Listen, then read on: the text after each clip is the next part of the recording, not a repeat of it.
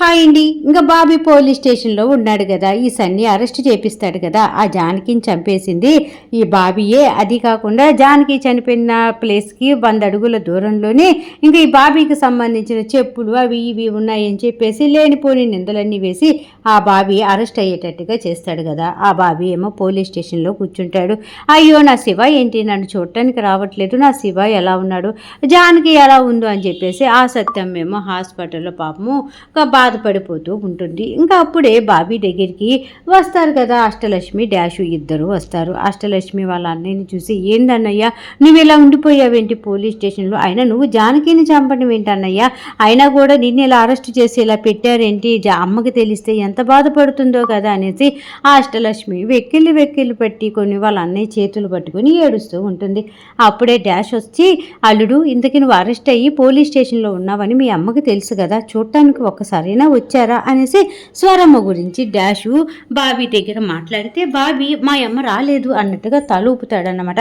అప్పుడే డాష్ అంటూ ఉంటాడు, చూసావా మీ అమ్మ కంటే కూడా సత్యమ్మ ఎంత గ్రేటు, చిన్నప్పటి నుంచి కూడా నీకు చిన్న దెబ్బ తగిలినా నిన్నెవరైనా చిన్న మాట అన్నా అసలు ఊరుకునేది కాదు కదా, మీ అమ్మ నిన్ను ఎంత బాగా చూసుకుందో ఏమో కానీ సత్యమ్మ మటుకు నిన్ను ఎంత బాగా చూసుకుందో నీకు అర్థమవుతుందో అల్లుడు అనేసి అనగానే, సత్యమ్మ దేవతరా నాకు తెలుసు ఆ సంగతి అని చెప్పేసి ఇంకా బాబీ సత్యమ్మ గురించి మంచిగా డాష్తో మాట్లాడుతూ, పైగా నేను అమ్మను కూడా చాలా మాటలు అన్నాను, అమ్మ అని పిలవాల్సిన నేనే అమ్మ మేడం అనేసి అన్నాను, అమ్మ చాలా బాధపడిపోయింది, అమ్మ అలా బాధపడి పాపం నా దగ్గరికి రాలేకపోయిందేమో, నేను అమ్మని అలా పిలవకుండా ఉండాల్సిందే కదా, అప్పటికి ఒకటికి 10 సార్లు నేను అమ్మ మేడం అనేసి అమ్మని చాలా బాధ పెట్టాను రా డాషు అని చెప్పేసి తెగ బాధపడిపోతూ ఉంటారనమాట.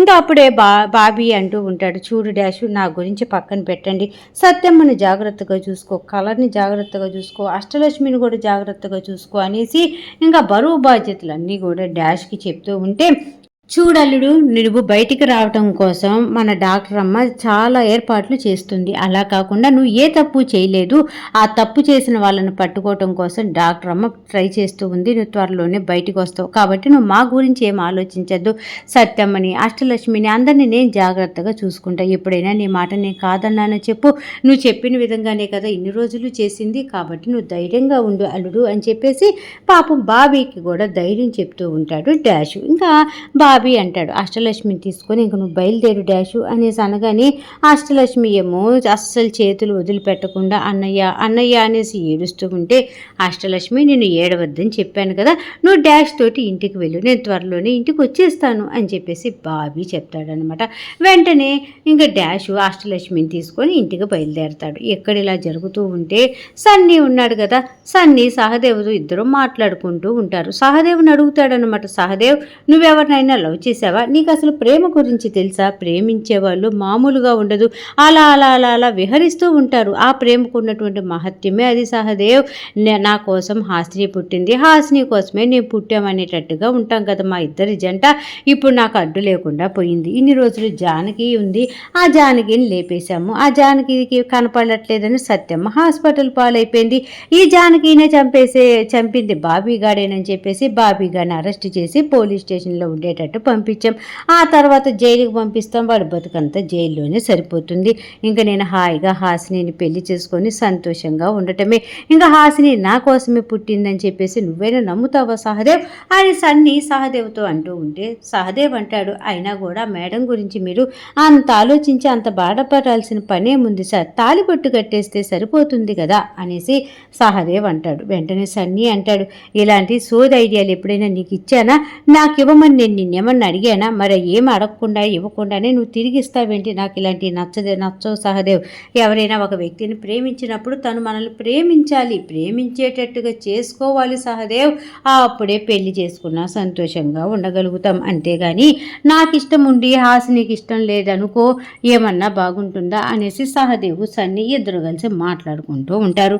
ఇక్కడ ఇలా జరుగుతూ ఉంటే ఇంకా లాయర్ గంగాధరానికి తెలుసు కదా, ఆల్రెడీ నిన్న బాబీ హాసినితో కూడా చెప్తాడు, జానకి జానకి చనిపోలేదు, మీరు అనవసరంగా జానకి చనిపోయిందని చెప్పేసి జానకి ఫోటోలకి దండలేయటాలు బొట్లు పెట్టటాలు చేయమాకండి అని చెప్పేసి ఇంకా అందుకని అసలు విషయం కనుక్కోవాలి, ఆ రిపోర్ట్స్ ఇచ్చినటువంటి డాక్టర్ని కలవాలి అని చెప్పేసి ఇంకా దొంగ రిపోర్ట్స్ ఇస్తాడు కదా డాక్టర్, ఆ సన్నీ వాళ్ళ బ్యాచ్లో ఉన్న అతను ఆ డాక్టర్ దగ్గరికి వెళ్తాడన్నమాట. వెళ్ళి డాక్టర్తో మాట్లాడుతూ ఉంటాడు. చూడు, డాక్టర్ పోస్ట్ అనేది చాలా విలువైనది, అలాంటి విలువను మీరు ఎందుకు పోగొడతారు, చెయ్యని తప్పుకి అతని మీద శిక్ష వేసి అతను జైలుకి వెళ్ళేటట్టుగా చేశారు ఒకళ్ళు. ఇప్పుడు నువ్వేమో జానకి చనిపోకపోయినా సరే ఎవరో రిపోర్ట్స్ తీసుకొని వచ్చి ఇవి జానకి రిపోర్ట్స్ అన్నట్టుగా మీరు అబద్ధాలు చెప్తున్నారు. డాక్టర్ పోస్ట్ అంటే ఒక దేవుడితో సమానం, మీరు కష్టపడి అంత చదువు చదివి ఇవాళ అబద్ధాలు చెప్పి మనుషులకు అన్యాయం చేయటం కోసం కాదు కదా ఈ పోస్టు.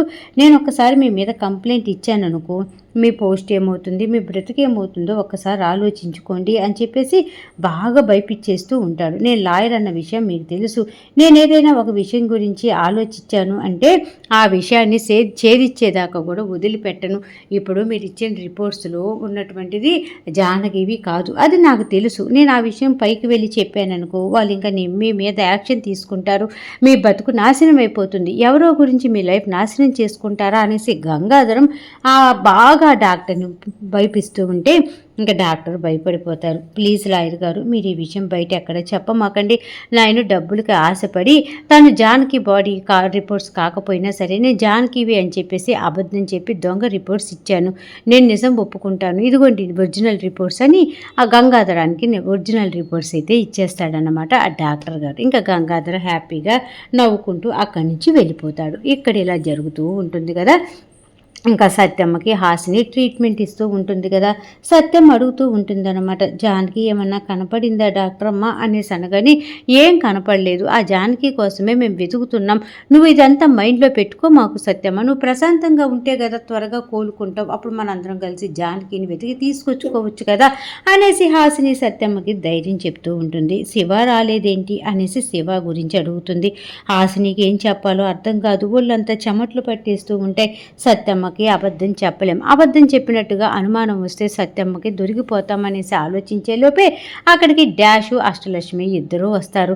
అష్టలక్ష్మిని చూసినటువంటి సత్యమ్మ, ఏంది అష్టలక్ష్మి నీ మొహం అలా ఉంది, పీకుపోయింది ఏంది, ఏమన్నా బాధపడుతున్నావా, నాకు ఒంట్లో బాగోలేదు, నాకేమైపోతుందని దిగులు పడుతున్నావా, నాకేమీ కాదు, నువ్వు నా గురించి ఆలోచించగాకు, అవును శివ ఏడి అనేసి అనగాని అప్పుడు హాసిని అంటుంది, ఏం లేదు సత్యమ్మ, నీకు ఒంట్లో బాగోలేదు, నువ్వు త్వరగా కోలుకోవాలనేసి పూజ చేయించడం కోసమని గుడికి వెళ్ళాడు, వచ్చేస్తాడు అని చెప్పేసి అబద్ధం చెప్తూ ఉంటుంది.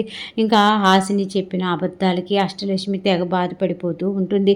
సత్యమ్మ చూస్తే ఎక్కడ అనుమానం వస్తుందోనని చెప్పేసి సత్యమ్మ నువ్వు రెస్ట్ తీసుకో అని చెప్పేసి అష్టలక్ష్మిని తీసుకొని అక్కడి నుంచి బయటికి వెళ్ళిపోతుందన్నమాట హాసిని. ఇంకా అష్టలక్ష్మి హాసిని ఇద్దరు కూడా జానకి గురించి బాబీ గురించి ఆలోచించి ఒకరికి తలకాయలు ఒకరికి ఆంచుకొని తెగ ఏడుస్తూ ఉంటారు. ఇక్కడ ఇలా జరుగుతూ ఉంటే ఇంకా సన్నీ కుట్రలు కుతంత్రాలు ఆగవు కదా. ఇంకా సన్నీ అక్కడే హాస్పిటల్ దగ్గరికి వెళ్ళి, అంటే సత్యమ్మ ఏ హాస్పిటల్లో అయితే ట్రీట్మెంట్ తీసుకుంటుందో హాస్పిటల్ దగ్గరికి వెళ్తాడు. నర్స్కి హ్యాపీగా ఒక అట్ట డబ్బులు ఇస్తాడనమాట. వెంటనే ఆ నర్సు, ఈ డబ్బులు ఎందుకు సార్ నాకు అనేసి అనగాని, నువ్వు ఒక విషయం గురించి చెప్పాలి అని చెప్పి ఆ నర్సుతో అంటాడు. అప్పుడు నర్సు అంటుంది, నేను అసలు అబద్ధాలు చెప్పను సార్ అనేసి అనగానే, నువ్వు అబద్ధాలు చెప్పమని నిన్నెవరు అన్నారు, నువ్వు నిజం చెప్పమని అంటున్నాను, సత్యం ఉంది కదా, సత్యమ్మ దగ్గరికి వెళ్ళి జానకి చనిపోయిందని నిజం చెప్పు, ఆ జానకిని శివ అని వాళ్ళ కొడుకే చంపాడన్న ఉద్దేశంతో పోలీసులు అరెస్ట్ చేసి పోలీస్ స్టేషన్లో పెట్టారన్న విషయం కూడా చెప్పు, ఇంతకు నీకు డబ్బులు కావాలా నిజాయితీ కావాలా అనేసి అనగానే, నాకు డబ్బులే కావాలి సార్ అనేసి ఆ డబ్బులు తీసుకుంటుంది. అప్పుడే సన్నీ చెప్తాడు, నువ్వు ఈ సత్యమ్మతోటి ఈ విషయాలన్నీ చెప్పేటప్పుడు అక్కడ ఎవ్వరూ ఉండకూడదు, అది గుర్తుపెట్టుకో అనేసి అనగానే, అదంతా నేను చూసుకుంటాను సార్ అని చెప్పేసి ఇంకా సత్యమ్మ క్యాబిన్లోకి తొంగి చూస్తుందన్నమాట ఆ నర్సు. ఇంకా అప్పుడే హాసిని అలాగే అష్టలక్ష్మి బయటకు వచ్చేస్తారు కదా. సత్యమ్మతో మాట్లాడాల్సిన టైం ఇదే అని చెప్పేసి గబగబా సత్యమ్మ దగ్గరికి వెళ్తుంది. సత్యమ్మ సత్యమ్మ అనేసి పిలుస్తూ ఉంటుంది ఆ నర్సు. సత్యమ్మ నిద్రపోతూ ఉంటుంది కదా. ఆ నర్సు 1కి 10 సార్లు పిలిచేపాటికి నిద్ర లేగుస్తుందన్నమాట. ఏంటమ్మా అనేసి అనగానే అవును, జరిగిందంతా మీ వాళ్ళు నీకు చెప్పలేదా అనేసి అనగానే ఏ విషయం గురించి మాట్లాడుతున్నారు అనేసి సత్యమ్మ అనుమానంగా ఆ నర్సు వైపు చూస్తుంది. మీ జానకి చనిపోయింది కదా అనేసి ఒక్కసారిగా చెప్తుందన్నమాట సత్యమ్మతోటి. ఏంటి మా జానకి చనిపోయిందా అనేసి సత్యమ్మ ఒక్కసారిగా నోరు వెళ్ళబెట్టుతుందా. అదేంటి మీ వాళ్ళు నీకు ఆ విషయం చెప్పలేదా? బయట అందరికీ తెలిసిపోయింది, ఆ విషయం గురించే కదా అందరూ మాట్లాడుకుంటున్నారు.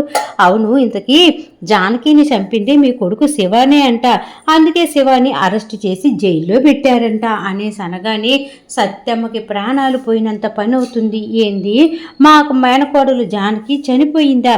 ఆ జానకిని చంపింది నా కొడుకు శివాని అని చెప్పేసి పోలీసులు అరెస్ట్ చేసి స్టేషన్లో పెట్టారా? ఇదంతా ఎప్పుడు జరిగింది? మా వాళ్ళు అసలు నాకు చెప్పలేదు అని చెప్పేసి ఓ ఏడుస్తూ ఉంటుంది. అయ్యా శివ, నువ్వెందుకు ఇలా చేస్తావు? నువ్వు చెయ్యవయ్యా. అయ్యా అయినా జానకి ఎందుకు చనిపోతుంది? నాతో అసలు ఈ విషయాలన్నీ వాళ్ళు ఎవరు చెప్పలేదేంటి అనేసి ఒక్కసారిగా మళ్ళీ ఆలోచిస్తూ స్ట్రోక్ వచ్చేస్తూ ఉంటుందన్నమాట. ఇంకా బాగా గుండె పట్టుకొని అసలు మెలికలు తిరిగిపోతూ ఉంటుంది. నర్సుకి భయం వేస్తుంది. ఇప్పుడు ఈ విషయం నేను చెప్పి ఈవిడ ప్రాణాల మీదకు వచ్చేటట్టుగా చేశాను, ఈ విషయం కానీ డాక్టర్ గారికి తెలిస్తే నా జాబు పోతుంది, ఇంకా అసలు నన్ను అరెస్ట్ చేస్తారని భయపడిపోయి ఆ నర్సు గబగబా పరిగెత్తుకుంటూ హాసిని దగ్గరికి వస్తుంది. బయట హాసిని అష్టలక్ష్మి ఇద్దరు కూర్చొని తెగ ఏడుస్తూ ఉంటారు కదా.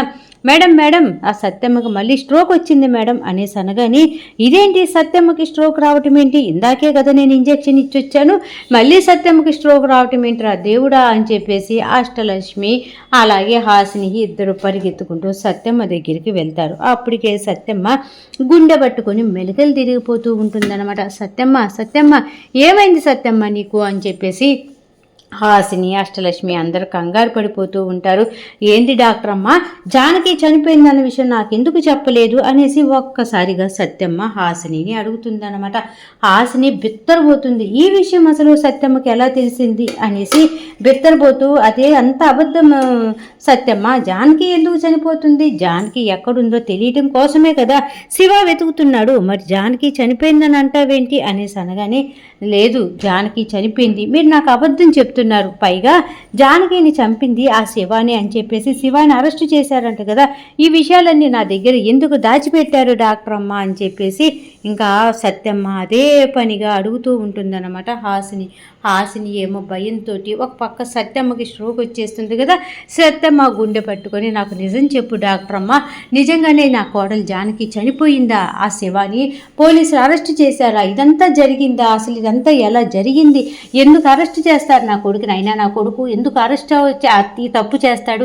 జానకిని చంపాల్సిన పని నా కొడుకు శివాకి ఏముంటుంది అసలు అని చెప్పి సత్యమ్మ మాట్లాడుతూ ఉంటే ఒక పక్క పాపమ్మ అష్టలక్ష్మి ఏమో అమ్మ నువ్వు ఊరుకోమ్మా, నువ్వు మాట్లాడమాకమ్మా, నువ్వు ఏడవమాకమ్మా, జానకి ఏం కాలేదమ్మా, జానకి ఎక్కడో జాగ్రత్తగానే ఉందమ్మా, అన్నయ్య గుడికి వెళ్ళాడమ్మా, అసలు ఈ విషయాలన్నీ ఎవరు చెప్పారమ్మా అనేసి తను తల్లడిల్లిపోతూ ఉంటుందన్నమాట. ఇంకా సత్యమ్మ గుండె అలా పట్టుకొని నోరు తెరిచేస్తుంది.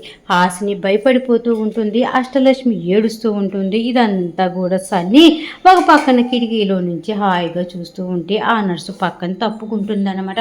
సత్యమ్మ మొత్తానికి నోరు తెరుస్తుంది. సత్యమ్మకి ఏమైంది, అసలు ప్రాణాలతోటి ఉందా లేదా, ఇదంతా తెలుసుకోవాలి అంటే రేపటిదాకా ఆగాల్సిందే కదా. సీరియల్ బాగుంది, చక్కగా ఉంది, అర్థమైంది అనుకుంటే మర్చిపోకుండా నా ఛానల్ని లైక్ చేయండి, షేర్ చేయండి, సబ్స్క్రైబ్ చేసుకోండి. కింద బెల్ సింబల్ ఉంటుంది కదా, దాన్ని గట్టిగా ఒక బాధేసేయండి. రేపు రాబోయే ఎపిసోడ్లో మళ్ళీ కలుద్దాం. అంతవరకు ఉంటా మరి, బాయ్.